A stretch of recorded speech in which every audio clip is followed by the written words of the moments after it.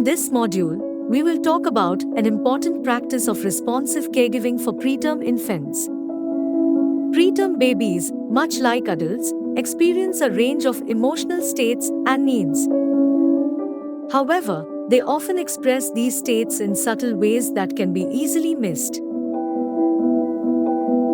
It is important to understand and recognize these behaviors and provide responsive care, aligning our actions with the baby's behavioral cues rather than fixed time schedules. This approach not only promotes optimal brain development but also instills the vital skill of self-regulation that these infants will carry throughout their lives. Self-regulation is the ability to cope and interact successfully with the environment, even in the face of stress or discomfort. It acts as a protective shield against the adverse effects of negative experiences. While full-term babies develop well-organized behaviors in the last trimester of pregnancy, enabling them to cope through self-regulation, preterm infants display more subtle signs of stress and have limited coping abilities. The good news is that there are ways we can help the baby learn coping skills and develop good self-regulation, even while they're in the neonatal care unit. Babies communicate through cues, including approach cues and coping signals. When a baby shows approach cues, it indicates baby can regulate her experiences and is ready to engage and interact with her caregiver or surroundings. Recognizing and responding to these cues with actions such as talking, gentle massages, or singing lets the baby know that we understand her needs. Responsive caregiving is most effective when it is provided by the parents, as they recognize and understand their baby's needs the most. Let's learn to distinguish a well-regulated infant from a dysregulated one. A well-regulated infant appears calm, with regular breathing, normal heart rate, and a pink color. They're active and interested in their surroundings.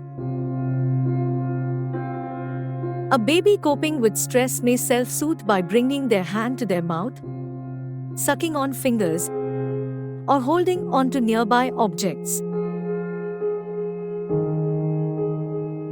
A dysregulated baby, struggling with stress, may show distress signs like temperature changes, rapid or shallow breathing, color change, or varying oxygen levels, along with some physical signs of stress.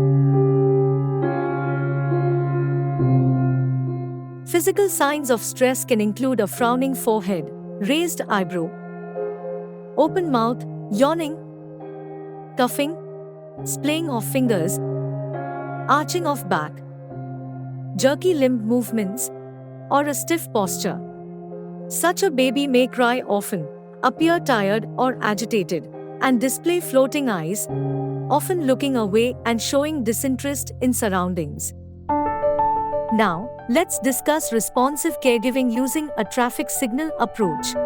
A calm baby is like a green signal, ready for caregiving without disruptions. This is also the time when the caregiver should try to cluster the remaining activities and perform them at the same time, instead of disturbing the baby at different times. If the baby shows signs of coping with stress, it is like yellow signal. Wait until they return to a calm state before handling them. Comforting or talking to them can help. In another situation, when the baby shows signs of stress, it's a red signal. Caregivers should postpone the activity and try to calm and comfort the baby by hand hug, containment, or a gentle firm touch, as shown in the video.